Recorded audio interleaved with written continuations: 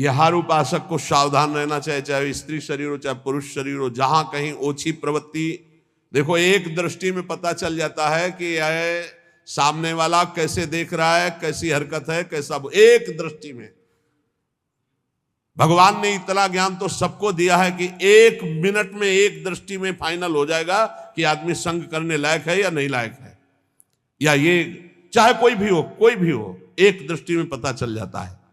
ओछी प्रवृत्ति पर अंकुश रखो, ना किसी का संग और ना अपने अंदर ओछी प्रवृत्ति। प्रभु प्रेम प्राप्ति के लिए गले पड़ना होता है महापुरुषों के, गले लगना नहीं, गले पड़ना होता है। गले पड़ना और गले लगना में अंतर है। गले पड़ने का मतलब होता है अब आपके सिवा हमारे पास कोई साधन नहीं है, अब आप ही हमारे प्रेम प्राप्ति के साधन भी हो और साध्य भी हो। ऐसे गुरुजन महापुरुषों का आश्रय लिया जाता है। प्रभु प्रेम प्राप्ति के लिए महापुरुषों के पीछे पड़ जाओ, गले पड़ जाओ, वो देख ले कि अभी है हमारे पिंड छोड़ने वाला नहीं, दुत्कारे फटकारे तो भी नहीं, तो निश्चित भगवत प्रेम प्राप्त हो जाता है, क्योंकि भगवान उनके हृदय में जागृत हो चुके हैं। ना तुम्हारे अंदर घबराहट होनी चाहिए, ना कोई उतावलापन होना चाहिए। धैर्य, सात्विकता का अनुसरण करने वाला, भगवत दर्शन की अभिलाषा रखने वाला बड़ा गंभीर स्वभाव का होता है, बड़ा धैर्यवान होता है, जल्दी उसके धैर्य को कोई तोड़ नहीं सकता। ऐसे ही साधक को परम सिद्धावस्था की प्राप्ति होती है। जब तुम्हारे कहीं कोई पाप कर्म करने का अवसर आवे तो शर्मा जाओ, लज्जा कर लो, धिक्कार है अपने को, हटो वहां से। जब कोई गलत बोलने का अवसर आवे तो मौन, दांती पीस लो। ऐसे गलत बोलने का अवसर आवे दांती पीस लो, जबान है ही नहीं हमारे, बोलते रहो, दांत कस के दबाए रहना, बोलना नहीं, अगर बोला तो गड़बड़ हो जाएगा। जैसे गलत करने का अवसर आवे तो मानसिक धिक्कार देना है, धिक्कार है तुझे, क्या सोच रहा है तू, गलत करना चाहता है। गलत बोलने का अवसर आवे तो दांती पीस लो, ऐसे दंत, राधा राधा राधा, अंदर से बोलना नहीं, ये देखो परमार्थ के लिए, बिल्कुल ऐसे। और जब कहीं तुमसे कोई गलती पड़ जाए तो शर्माओ मत, फिर क्षमा मांग लो, राधा राधा गलती हो गई हमसे, आगे से गलती नहीं, उसे क्षमा कहते हैं, अंदर से प्रायश्चित कर दे। तो जिस कार्य करने में तुम्हें लज्जा लगे वैसा कार्य मत करो, वैसे विचार मत करो। जो 3 को बस में रखता है वो साधु, नेत्र कान जीभ, जनेंद्रिय अपने आप बस में हो जाएगी। नेत्रों को बस में रखो, जबान को बस में रखो, कान को बस में रखो। 3 का बहुत बड़ा योगदान है। जबान खूब अच्छे अच्छे पदार्थ खाएगी, खूब उल्टा सीधा बोलेगी, कान उल्टा सीधा सुनेंगे, वो नेत्र उल्टा सीधा देखेंगे तो आचरण उल्टे सीधे होंगे। इनको संभालो। 3 रसना, श्रवणेन्द्री और रसेंद्री। रसना कटो जो अन्न रटो, निरख अन्न फुटो ने, नेत्रेंद्री, और श्रवण फुटो कान। नेत्र कान जीभ, 3 को जो सुधार लेता है वो साधु हो जाता है। 100 समाधि और श्मशान, इनमें सा है। अगर समाधि को प्राप्त नहीं हुए तो 100 और श्मशान आराम से आपको मिल जाएंगे। मानव जीवन समाधि प्राप्त करने के लिए, समाधि जिसकी बुद्धि समता में युक्त होकर, बड़ा आनंद का विषय है। जैसे स्वप्न में चले गए ना आप, ऐसे लीला में चले जाओगे, बड़ा आनंद का विषय। मान लो हमारी बात, स्वप्न तो स्वप्न ही है, लीला तो फिर बहुत आनंद। बस आखिरी फल है वृंदावन का, लीला में प्रवेश हो जाना, लीला पात्र बन जाना। बहुत जल्दी लाभ मिलता है वृंदावन में। श्री भगवान महायोगेश्वर हैं, करुणा करके बता रहे कि उपासक यज्ञ के द्वारा ही परम पद को प्राप्त होता है। कल कई यज्ञों का वर्णन सारांश में किया गया था। ब्रह्म यज्ञ, प्रत्येक कर्म में कर्ता करण क्रिया पदार्थ सब कुछ ब्रह्म रूप है, ऐसा अनुभव करना ब्रह्म यज्ञ, जो कल वर्णन हुई थी। ब्रह्मार्पणम ब्रह्म हविर् ब्रह्माग्नो ब्रह्मणाहुतम ब्रह्मविद्यम गंतव्यम ब्रह्म कर्म समाधिना। इसी को भगवद अर्पण रूपी यज्ञ की व्याख्या कल की थी। संपूर्ण क्रियाएं, संपूर्ण पदार्थ भगवान के हैं और भगवान के लिए कर रहे, ये भगवद अर्पण रूपी यज्ञ है। समाधि रूपी यज्ञ मन बुद्धि सहित संपूर्ण इंद्रियां प्राणों की क्रियाओं को रोककर ज्ञान से प्रकाशित सम में स्थित हो जाना, रेचक कुंभक प्राणायाम आदि का जो वर्णन था। अब द्रव्य यज्ञ का वर्णन संपूर्ण पदार्थों को जो अर्थ के द्वारा प्राप्त होते निस्वार्थ भाव से दूसरों की सेवा में लगा देना द्रव्य यज्ञ कहलाता है। तपो यज्ञ अपने कर्तव्य का पालन करने के लिए काम क्रोध लोभ मोह मद मत्सर इन सब के वेगों को सहकर इंद्रिय और मन को प्रसन्नता पूर्वक भगवान में लगाना, हर वेग को सहकर, इसे तपो यज्ञ कहते हैं। एक योग यज्ञ है, कार्य की सिद्धि असिद्धि में फल प्राप्ति में हर्ष शोक न होना, समान भाव रखना। स्वाध्याय रूप ज्ञान यज्ञ शास्त्रों का स्वाध्याय करना, नाम जप करना, नाम कीर्तन करना, ये स्वाध्याय ज्ञान रूप यज्ञ। प्राणायाम पूरक कुंभक रेचक प्राणायाम यज्ञ है। स्तंभ वृत्ति प्राणायाम रूप यज्ञ, नियमित आहार करते हुए प्राण और अपान को अपने आप में रोक देना स्तंभ वृत्ति रूपी यज्ञ कहलाती है। इतनी यज्ञों का वर्णन कर सारांश में होगा। हे कुरुवंशी श्रेष्ठ अर्जुन, यज्ञ से बचे हुए अमृत का अनुभव करने वाले सनातन परब्रह्म परमात्मा को प्राप्त होते हैं। यज्ञ ना करने वाले मनुष्य के लिए यह मनुष्य लोक भी सुखदायक नहीं, फिर परलोक कैसे सुखदायक होगा। तो भगवान का यहां क्या कथन है, यज्ञ शिष्टामृत भुजो यान्ति ब्रह्म सनातनम। निष्काम भाव से तुम्हारे पास जितनी भी वस्तु सामग्री है परिवार और समाज की सेवा में लगा देना, और जो आपको सेवा के बाद बच रहा उसका सेवन करते हैं, एक ऐसा और एक दूसरा। श्री भगवान को विराजमान करके, सब श्री भगवान की वस्तु है, जो भी प्रसाद पाए भगवान को अर्पित करके, वो यज्ञाशिष्ट अमृत भुजो है, वो अमृत भोजन है। मरने वाली सब वस्तुएं अमृत कैसे अनुभव करा सकती हुई, अमृत भगवान है। जब हम भोग लगा देते हैं तो वो प्रसाद अमृत हो जाता है। ऐसे तो मृत वस्तुएं हैं, सब मृत्यु लोक की जितनी भी वस्तुएं सब मृत हैं, सब नष्ट होने वाली, पर जब हम प्रभु को अर्पित कर देते हैं तो वो प्रसाद हो जाता है, चरणामृत हो जाता है, उच्छिष्टामृत हो जाता है। इन वस्तुओं को जब हम प्रसाद रूप से स्वीकार करते हैं तो ये हमें भगवत प्राप्ति करा देती है। ये बहुत सरल भाषा में समझो, तुम्हारे पास जो भी वस्तुएं हैं भगवान को अर्पित करके परिवार की सेवा में, समाज की सेवा में, स्वयं शरीर की सेवा में वो प्रसाद हो जाए। बिना अर्पित किए न वस्त्र पहनो, न भोजन पाओ, न पानी पियो, क्योंकि भगवान कहते हैं जो यज्ञ से अवशिष्ट वस्तु का भोग करता है वही परम पद को प्राप्त होता है, ब्रह्म को प्राप्त होता है। यज्ञ ना करने वाला मनुष्य लोक में नहीं सुखी रहेगा, फिर परलोक की बात क्या है।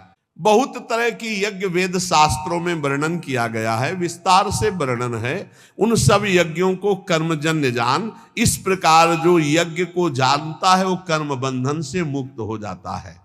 कोई भी कर्म भगवान को बिना समर्पित किए नहीं रहना चाहिए, और भगवान को पाप कर्म समर्पित नहीं किया जाता। कोई भी पदार्थ भगवान को समर्पित किए बिना नहीं पाना चाहिए, और भगवान को सात्विक भोग संपन्न करके ही भोग लगाया जाता है, उसमें तामसिक बिल्कुल नहीं। इसीलिए प्याज लहसुन तक मना किया गया है। भगवान को हम वही अर्पित कर सकते हैं जो शास्त्र प्रमाणित है, मनमानी नहीं। जैसे किसी ने हमको दिखाया था मोबाइल में कि एक गोपाल जी को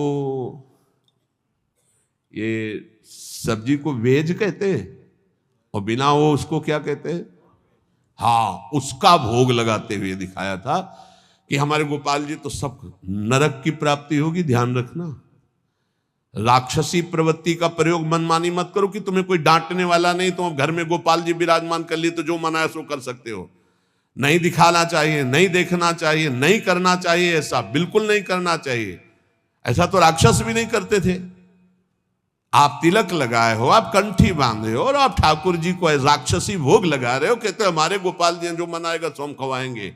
ऐसा नहीं, ऐसा नहीं, मनमानी नहीं। तस्मात् शास्त्रम प्रमाणम ते कार्य व्यवस्थित हो। ऐसा करोगे तो ठाकुर जी को फिर जो भाएगा वो करेंगे, और उनको जो भाता है तो ये सारी माया उन्हीं की भावना है। ध्यान रखना, उनकी मुस्कुराहट से माया पैदा हुई, उनकी पीठ से अधर्म पैदा हुआ है, उनकी छाती से धर्म पैदा हुआ है। कैसे मनमानी आचरण कर सकते हैं आप ठाकुर जी को वही कर्म अर्पित कर सकते हैं जो शास्त्र सम्मत है, आप वही भोग लगा सकते हैं जो संत सम्मत है। ऐसे नहीं मनमानी, आपकी मनमानी आचरण नहीं।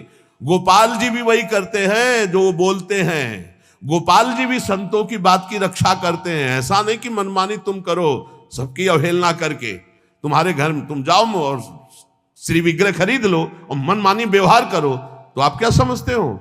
भगवत पार्षद आपको दंड दे देंगे, समय आने पर देख लेना। फिर न तुम्हें गोपाल जी दिखाई देंगे और न कोई भगवान की कृपा दिखाई देगी। मनमानी आचरण नहीं। कहीं भी कोई अपने घर में ठाकुर जी ले गए तो सर्वांतर्यामी भगवान की उपासना संतों के अनुसार करो, शास्त्र के अनुसार करो, नहीं तो ना इस लोक में सुखी रहोगे ना परलोक में सुखी रहोगे। एवं बहुविधा यज्ञा वितता ब्राह्मणों मुखे, जो शास्त्र में वर्णन किया गया वैसे किया जाता, मनमानी आचरण नहीं किए जाते। हमें बहुत दुख हुआ जो उन्होंने दिखाया कि वो तिलक भी लगा था और ये कहते कि हमारे घर में ठाकुर जी, हमारे ठाकुर जी, भाई हम तो जैसा चाहेंगे वैसा पाएंगे, हम अपने बेटे को जैसे पवा सकते हैं।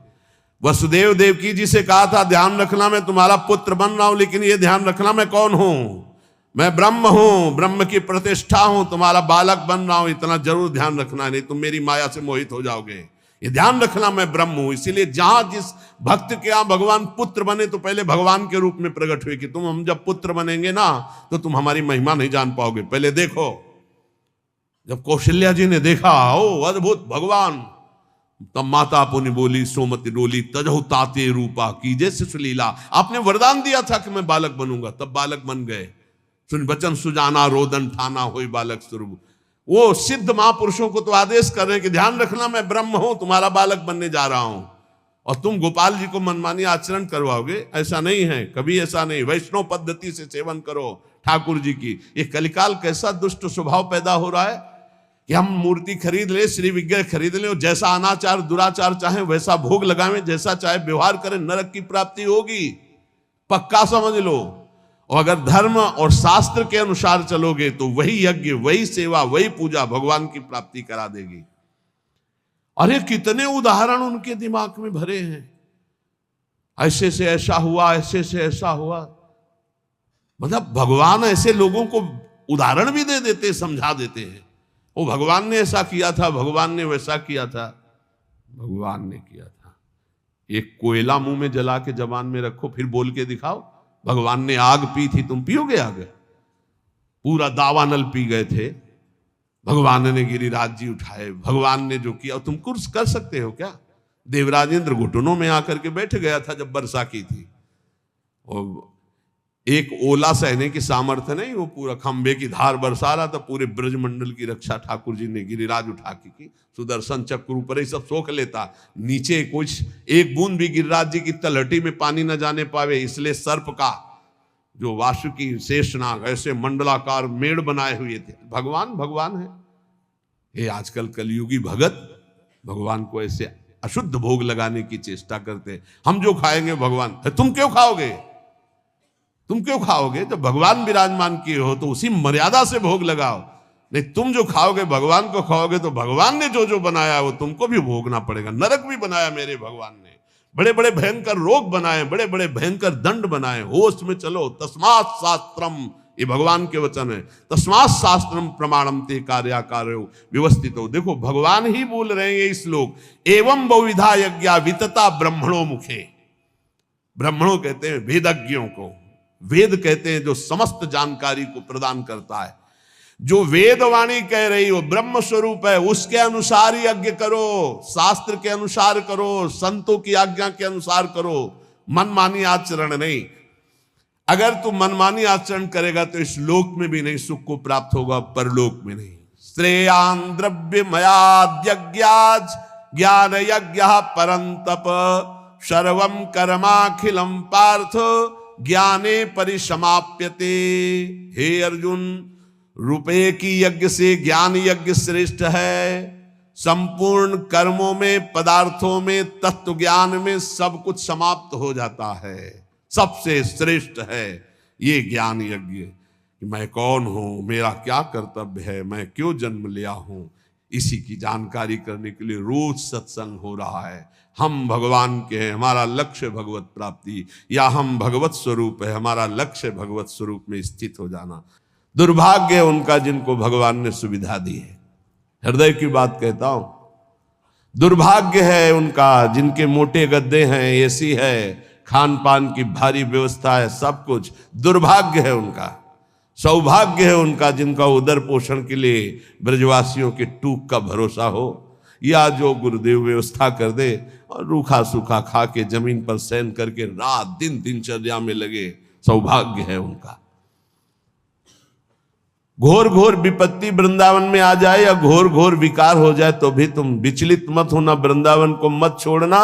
मारब्ध क्षय मावसई तदथ विक्रियाम आरब्ध प्रारब्ध। तुम्हारा प्रारब्ध क्षय हो रहा है। अगर विकार भी आ रहे तो प्रारब्ध का नाश हो रहा है। किसी विषय पर किसी ने पूछा, ऐसा क्यों हो रहा है हमारे संग, ऐसा क्यों हो रहा है? हमारी चाह नहीं है, हमारी कोई मांग नहीं है, ऐसा क्यों होता है? ऐसा इसलिए होता है कि तुम्हारा प्रारब्ध क्षय हो रहा है। जिस दिन प्रारब्ध क्षय हो जाएगा तो मांगने पर भी नहीं मिलेगा। चाहे दुख हो या सुख, मांगो तुम दुख तो मिल जाएगा क्या? ऐसे सुख मांग रहे हो, मिल जाएगा क्या? बस धैर्य पूर्वक अपने प्रारब्ध क्षय का इंतजाम। मारब्ध क्षय मां वसई तदथ। वृंदावन वास करते हुए अपने प्रारब्ध क्षय को केवल देखो। दुख आ रहा है, प्रारब्ध क्षय हो रहा है। सुख आ रहा है, प्रारब्ध क्षय हो रहा है। न दुख में हमें दुखी होना, न सुख में फूलना है। तो तन्नाथो सदा खेलय, ये बड़ी बात है। पूरे श्लोक का भाव, ये देह अस्मिन देहे कुत्सिते, ये देह बड़ी गंदी है, इससे प्यार मत करो। अपनी देह से, तो औरों देह से प्यार होगा ही नहीं। त्यज वृथाध्यासम यतः, इसका अध्यास छोड़ो कि मैं स्त्री हूं, मैं पुरुष हूं। झूठा है, न तो स्त्री न पुरुष है। संस्मृति घोरा चिंतय चिद घनम, ये घोर फंसाने वाली स्मृति है कि मैं स्त्री हूं, मैं पुरुष हूं। तू चिद घनम, तू चिदानंद स्वरूप है। निज बपु, तेरा सहचरी रूप है। सरवंच वृंदावने, ये संपूर्ण वृंदावन में महाप्रेम रस का रसास्वादन कराने वाला निज बपू तेरा सहचरी स्वरूप है। इसलिए इस स्वरूप की प्राप्ति के लिए घोरा संत विपत्ति कोटे तुम याहिनो विक्रिया मारब्ध क्षय मावसई तद तन्नाथो सदा खेल है। जो अपने प्रारब्ध भोग को भोगता हुआ, क्षय करता हुआ, शरीर भाव में नहीं स्थित है, शरीर भाव का त्याग कर स्वरूप भाव का चिंतन करता रहता है। निज वपु सरवंच वृंदावने, संपूर्ण वृंदावन में अपने निज वपु में ही कि मैं श्री जी की दासी हूं, मैं सहचरी हूं, इस ठसक में तो बोले तन्नाथो सदा खेले, वो युगल किशोर के साथ खेलने का अधिकार प्राप्त कर लेता है। ये वृंदावन प्रदान करता है। दिव्य स्वर्ण सुनील रत्न सुबघम लीला सनालारुणाम भोजोश्री मुरलीधरम प्रथुल सद्वेणी सुहारोज्वलम संबीतोज्वल शोणपीत वसनम कंदर्प लीलामयम श्री वृंदावन कुंज एव किमपि ज्योतिर्द्वयम सेव्यताम।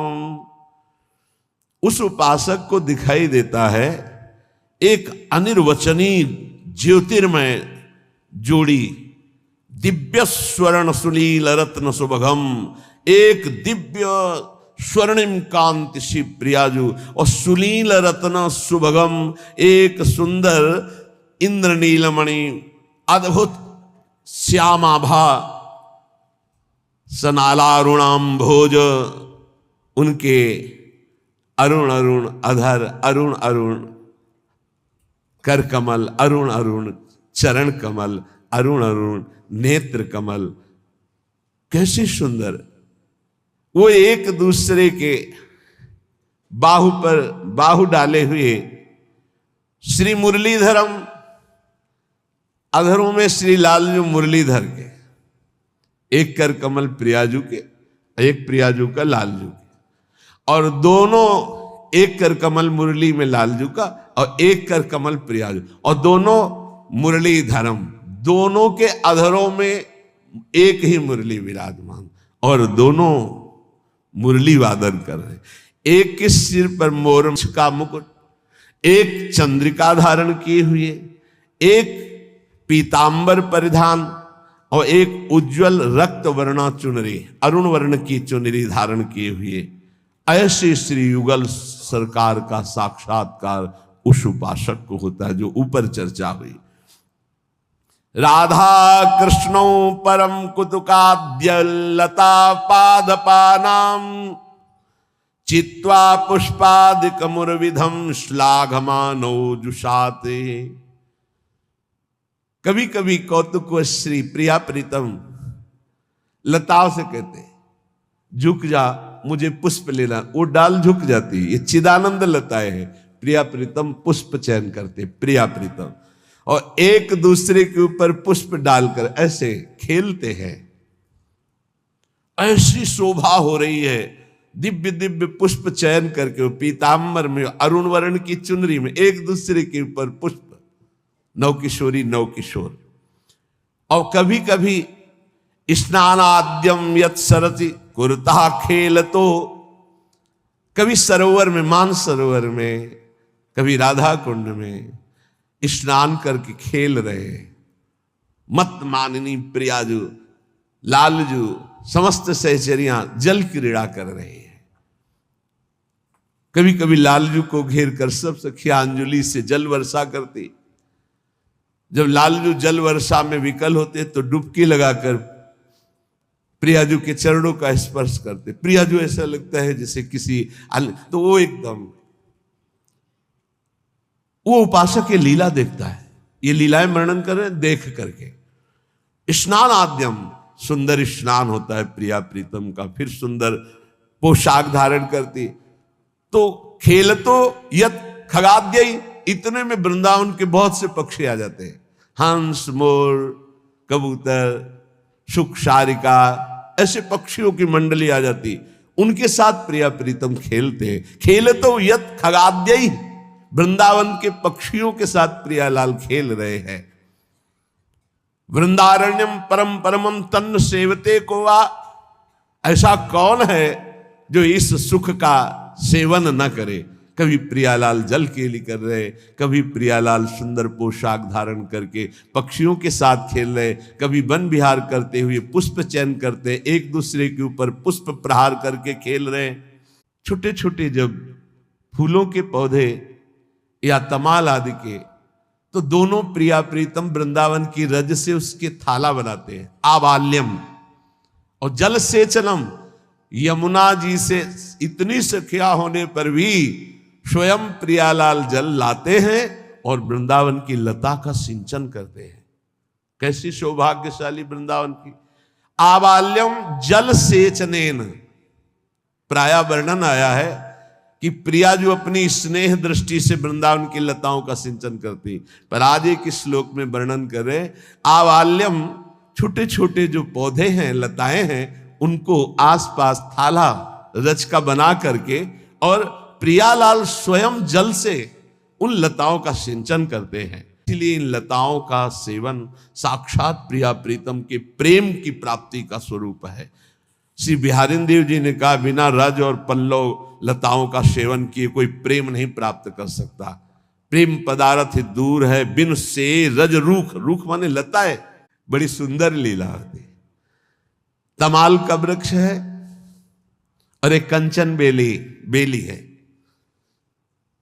सुंदर पहले जल के थाला बनाए गए, जल सींचा गया, दुलार किया, और फिर तमाल के वृक्ष को पीतांबर उड़ा दिया गया और बेली में सुंदर चुनरी उड़ा दी गई, और समस्त सखियों के साथ ब्याहुला कर रहे प्रिया प्रीतम लताओं का। फूली हुई लताएं सुंदर सजा करके, एक को पीतांबर एक को चुनरी उड़ा दी गई और सुंदर ब्याहुला हो रहा है। पूर्व वर्धित ऐसी सेवा करके फिर उनका विवाह उत्सव मनाते हैं। फिर उन्हीं के नीचे समीप बैठ करके दोनों सखियों के साथ संदर्भ भी हास परिहास करते, जैसे दूल्हा दुल्हन से हास परिहास किया जाता है, और मोदते बड़े आनंदित हो रहे प्रिया प्रीतम। वो लताएं प्रिया प्रीतम के चरणों में झुक जाती हैं। इतना प्यार, इतना दुलार, इतना सुख मिलता है कि तो श्रीपाद कह रहे हम ऐसी वृंदावन की लताओं को बार बार नमस्कार करते हैं जो हमारे प्रिया प्रीतम को ऐसा सुख प्रदान करते हैं। बहुत प्यार करो यहाँ की लताओं को। अगर आपके पास कोई और व्यवस्था नहीं तो 2-4 गमले तो लगा सकते हो अपनी बालकनी में। एक तुलसी जी का रख लिया, एक राय बेल का रख लिया, एक और कोई बेल लगा ली।